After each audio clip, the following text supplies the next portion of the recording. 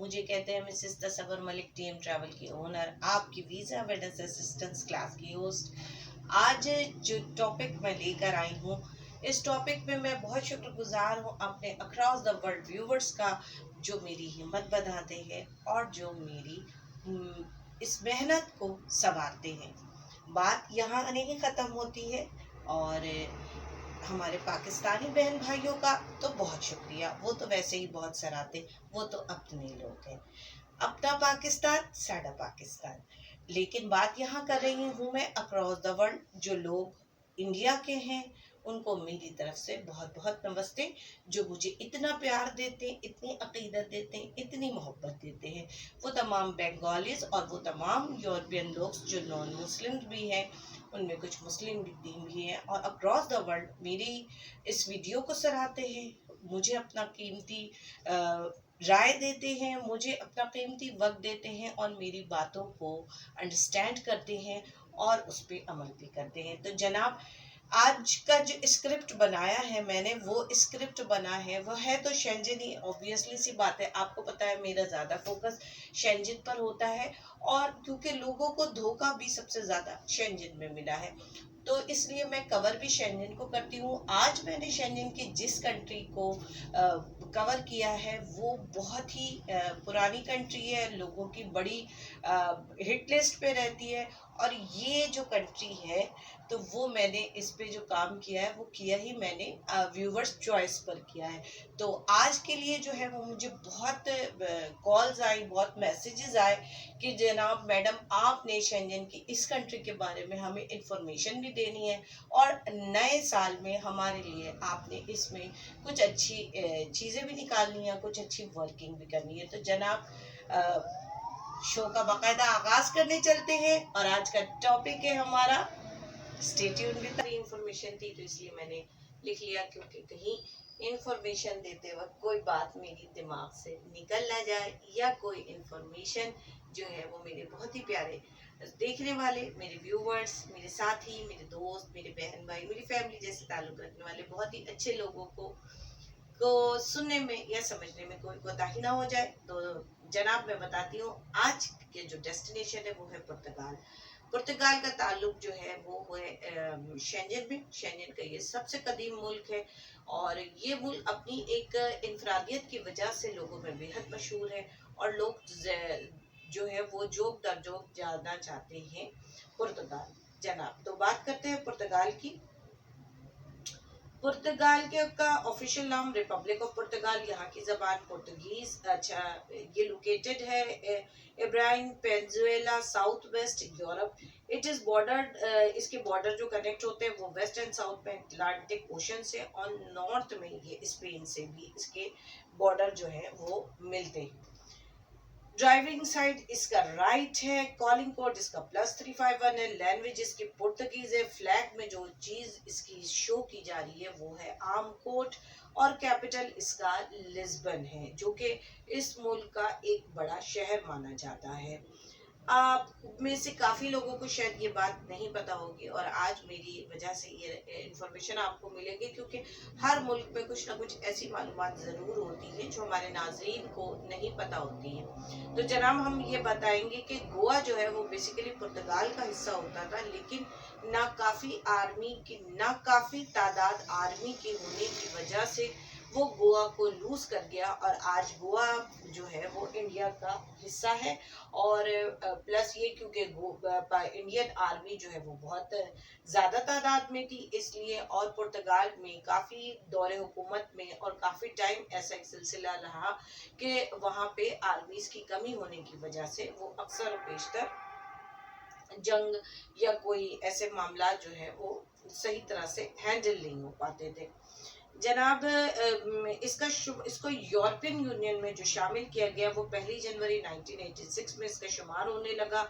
गुंजान आबादियों के हिसाब से ये पूरी दुनिया में 11वें नंबर पर आने वाला मुल्क है, और यहाँ पे आर्टिकल 88 के तहत एक ऐसा कानून बनाया गया है जिसमें अगर आप ईयू में यानी यूरोपियन यूनियन या शेंगन के किसी स्टेट में भी लीगल स्टेटस पे किसी भी सॉर्ट ऑफ वीजे के तहत आप पहुंच चुके हैं तो आप आसानी के साथ जो है अब पुर्तगाल आ सकते हैं और आने के बाद पुर्तगाल में रेजिडेंसी हासिल कर सकते हैं। ये आर्टिकल 88 लगाया गया था 2007 में। उन्होंने ये आर्टिकल 88 2007 में इसलिए लगाया था ताकि मुल्क की बका, खुशहाली और मुल्क में बाहर से आने वाले लोग जो हैं वो मुल्क की सकाफत, इकोनॉमी में, मुल्क में जिस तरह के काम होते हैं, लेबर होती है, इस तरह की चीज़ों से मुल्क को बनाएंगे, उसकी इकोनॉमी को तरक्की देंगे और मुल्क के जो है वो जीडीपी में इजाफा होगा।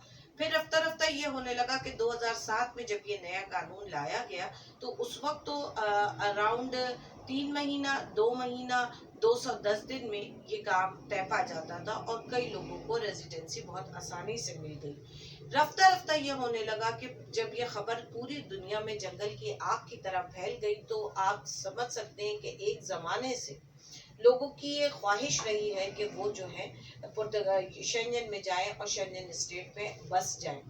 तो फिर जनाब हुआ ये कि रफ्ता रफ्ता ये काम जो ये सिलसिला इन्होंने शुरू किया था, इनके ऊपर लोड ऑफ पब्लिक बहुत बढ़ गई, इन पर आने वाले लोगों का बोझ बहुत बढ़ने लगा, तो ये काम स्लो होने लगा। और अब मौजूदा हुकूमत में ये हाल है कि लोग वहाँ चले तो जाते हैं, पहुँच तो जाते हैं, इनके पेपर्स भी जमा हो जाते हैं, लेकिन इन्हें वो कागज महीनों महीनों नहीं मिलते हैं और सालों गुजर जाते हैं।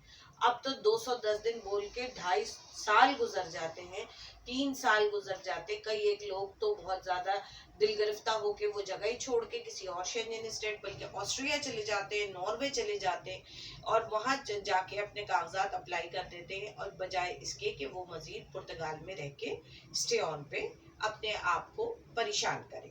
अब बताते हैं कि वो तरीका कार क्या है जिस तरीके कार के तहत जो है इनको जो है ये कार्ड मिलता है, ये रेजिडेंसी अप्लाई की जाती है। तो जनाब पुर्तगाल में रेजिडेंसी अप्लाई करने का तरीका ये है कि जैसे कि मैंने आपको शुरू में बताया और मुझे पता है कि मेरे व्यूवर्स, चूंकि ये शो मैं करीब व्यूवर्स चॉइस पर रही हूँ, तो इसके साथ मैं आपको दोबारा से ये चीज इन्फॉर्म कर देती हूँ कि पूरी दुनिया से अगर आप किसी भी वीजे पे, विजिट पे, टूरिस्ट पे, रेजिडेंस वीजे में ईयू में या शेंगन में दाखिल हुए हैं तो आप आसानी पुर्तगाल आ सकते हैं। लेकिन अब ये कानून कर दिया गया है कि जहां से आप जिस वीजे पर आए उस वीजे की कॉपी, वहां से आप होटल, ट्रेन के जरिए, प्लेन के जरिए आए, आपके प्लेन का टिकट होना चाहिए, क्योंकि कई एक लोग बॉर्डर के जरिए इलीगल भी आ जाया करते थे। तो फिर उन्होंने अपने कानून में तरमीम कर दी। आपके पास होटल बुकिंग होनी चाहिए, आपके पास टिकट ट्रेन का या एयर का होना चाहिए और जिस वीजे पर आए वो वीजा आपके पास मौजूद होना चाहिए पुर्तगाल में एंटर होते वक्त। उसके बाद दाखिल होने के बाद 72 आवर्स के अंदर आपको जो है वो लीगल एंट्री करवानी पड़ती है। लीगल एंट्री करवाने के बाद जो है फाइनेंस नंबर दिया जाता है। जब आपको फाइनेंस नंबर मिल जाता है तो उसके बाद आप इजीली कहीं भी जॉब कॉन्ट्रैक्ट ले सकते हैं और वो नौकरी हासिल करने में आपको मददगार साबित होता है। नौकरी हासिल करने का ये मतलब नहीं है कि आपको वहाँ पे कोई बाबू लग जाएंगे, आप इंजीनियर, डॉक्टर लग जाएंगे, ऐसा कुछ भी नहीं होता। वहाँ पे आपको एक छोटी सी डेली बेसिस की मजदूरी के लिए भी आपको जो है वो ये आपको कहना चाहिए कि फाइनेंस नंबर का मौजूद होना बहुत ज़रूरी है। फाइनेंस नंबर आपको वही प्रोवाइड करेगा जो कि एम्प्लॉयर कंपनीज होती है और ये एम्प्लॉयर कंपनीज जो है वहाँ के पुर्तगीज लोकल नेशनल लोगों की होती है। वो कंपनीज भी वहाँ के झेली इदारे जिसका नाम सैफ है उसमें रजिस्टर्ड होनी चाहिए, कोई स्कैम नहीं होनी चाहिए, कोई विदाउट टैक्स पेयर कंपनी नहीं होनी चाहिए। उसके बाद खैर आपको फिर ये नंबर मिल जाता है। पहले ये नंबर बहुत जल्दी मिल जाया करता था, अब ये नंबर मिलने में टाइम लगता है। जब ये नंबर आपको इशू होने के लिए मिल रहा होता है तो उसके अगेंस्ट आपको एक स्लिप, एक पेपर, एक आपको एक परमिट मिल जाता है कि जी आपने जो है वो नंबर के लिए जॉब कॉन्ट्रैक्ट हासिल करने के लिए आपने फाइनेंस नंबर के लिए अप्लाई किया।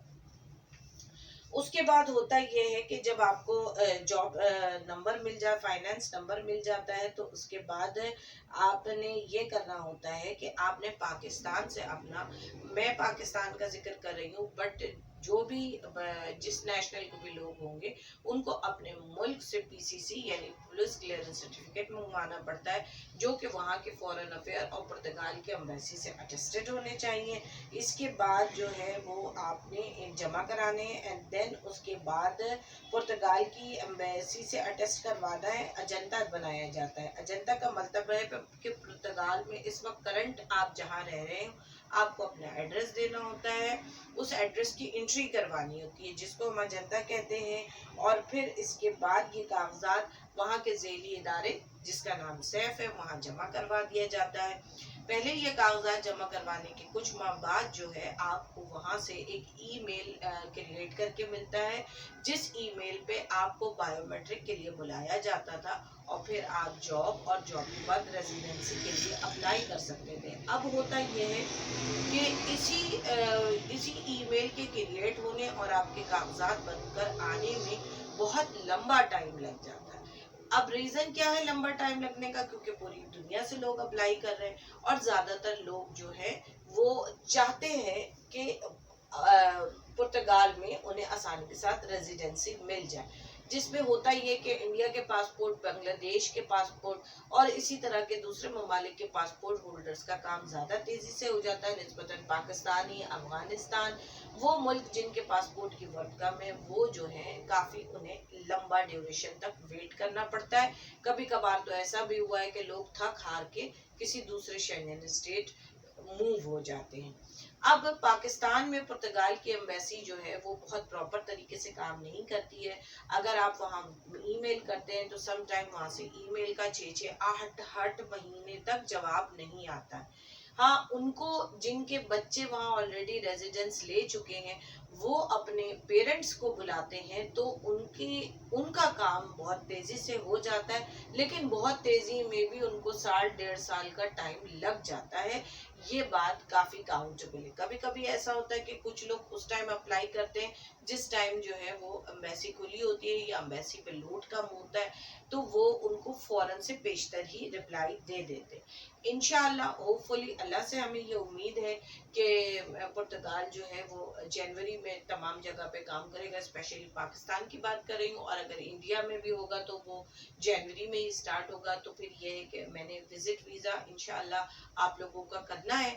और वर्क परमिट के हवाले से इस वक्त मेरे पास इस वक्त राइट नाउ विजिट वीजे की एक नो हाउ है, एक सोल्यूशन है, एक तरीका कार है, एक मैं लीगल स्टेटस पे काम करती हूँ, तो मेरे पास विजिट वीजे की फरहमी है। लेकिन राइट नाउ अभी नहीं है, जनवरी में इंशाल्लाह ये स्टार्ट होगा, तो हम इस पे काम भी करेंगे और वीजाज भी लगाएंगे। होपफुली ये स्किट मेरे व्यूअर चॉइस की पसंद पे मैंने बनाया और आप लोगों को अच्छा लगा होगा। एक बार फिर हाजिर होंगी, एक छोटी सी मुलाकात और होगी एक अच्छे से डेस्टिनेशन के साथ। तो बहुत ख्याल रखिएगा, दुआओं में याद रखिएगा। अल्लाह हाफिज, फी अमान।